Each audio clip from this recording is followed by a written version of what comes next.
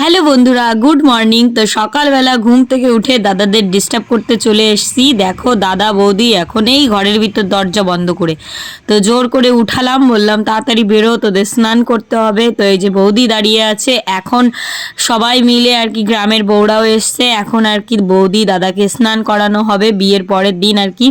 তো এই যে দেখো দাদা বৌদি বাবাকে নমস্কার করছে, কারণ আমার পিসমশাই এই পৃথিবীতে নেই, তো পিসমশাইকে আগে নমস্কার করে তারপরে এই যে কেনো আঙুল ধরে এইভাবে বেরোতে হয়। তো এই যে দাদা বৌদিকে নিয়ে বের হচ্ছে। তো চলো আজকের ব্লগটা দেখতে থাকো। অনেক দিন ধরে বিয়ের ব্লগ এডিট করাই হয় না, একটু একটু করে করছি। সত্যি এত ভিডিও জমে গেছে, কোথা দিয়ে কোনটা দেব সেটা করতে করতেই আমার মানে টাইমটা আমি ম্যানেজ করতে পারছি না। তো এই জায়গাটা সাজানো হয়েছিল, আমরাই সাজিয়েছিলাম। তো এই যে দেখো সুন্দর করে এই জায়গাটা আগের দিন স্নান করানো হয়েছে, একটু এলোমেলো হয়ে রয়েছে। তো বিয়ের পরের দিন আর কি এই যে, তো এখানে দাদা বৌদি এই যে নমস্কার করে নিচ্ছে, এখন স্নান করবে। আর গ্রামের লোকরাও এসছে, সবাই আর কি সবাই মিলে যে রিচুয়ালসগুলো হয় সেইগুলো মেনটেন করে স্নান করানো হবে। তো চলো, ভীষণ ভীষণ ফানি ফানি ঘটনা আছে, তোমরা দেখতে থাকো। আর দাদা আর বৌদিকে কেমন মানিয়েছে অবশ্যই কিন্তু কমেন্ট করে জানিও। আর এই যে দেখো, ফাঁক পেলেই বৌদির সঙ্গে কি করে গল্প করতে হয় দাদার থেকে হয়তো কেউই ভালো জানে না, কারণ এই সময়টা আমার বড় তো ভীষণ লজ্জা লজ্জা পেত, মানে কথা বলবে লোকের সামনে, সেটা আর কি ভয় পেত। এখন দেখি এখনকার যুগ একটু আলাদা হয়ে গেছে না, সবাই একটু আলাদা আলাদা মানে ফাস্ট হয়ে গেছে ব্যাপারটা। তো এই যে দেখো বৌদি তো চুপ করে দাঁড়িয়ে রয়েছে, এখন সব জল টল আমাদের আনা হয়ে গেছে। তো ওই যে স্নানের জন্য প্রস্তুতি নেওয়া হয়ে গেছে। বৌদি এখন ওই যে কি বলে হলুদ বাটবে, তারপরে গিলে নাকি একটা বলে ওইটা বাটতে হবে।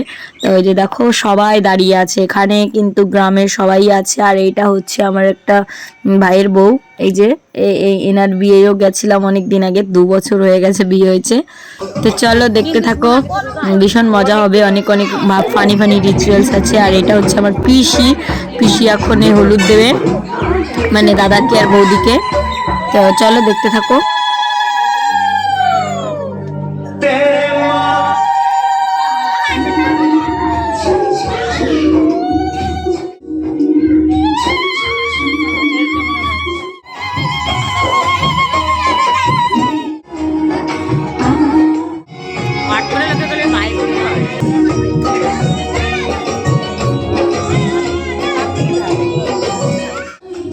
ভালো গানটা ভালো লাগে।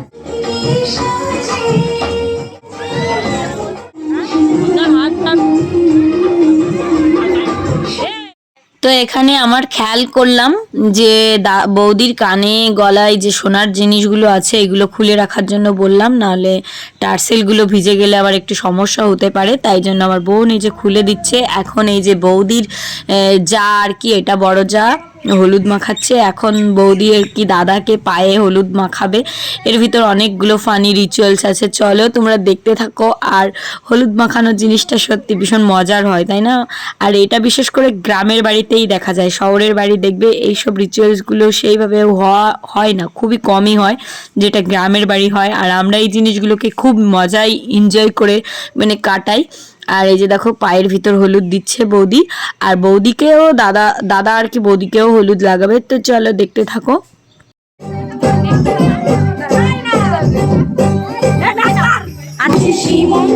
ঠান্ডা লাগে, ঠান্ডা লাগুক দাও, ঠান্ডা লাগে।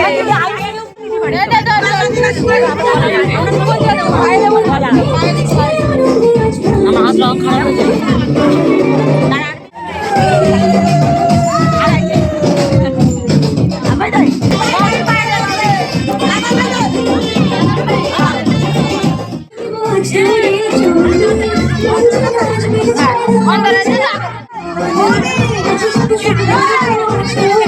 তো দাদা বৌদিকে হলুদ লাগাচ্ছে আমার রূপসা বোন, মানে আমার জেঠুর মেয়ে। আর ও হলুদ লাগানোর পরে টাকার ডিমান্ড করবে, তো হলুদ লাগানোর পরে তো টাকা দিতেই হবে, তাই না?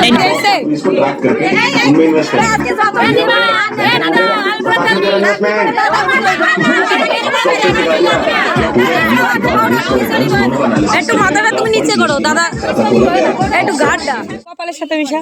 এই বাবার তো তেল তোমার মাথায় দেব, এই দাও দাও দাও। ওই বৌদির মাথায় দে। আর দিয়ে না, আর দিয়ে না, আর দিয়ে না, আর দিয়ে না, আর দিয়ে না, উনি বেশি বেশি দিচ্ছে।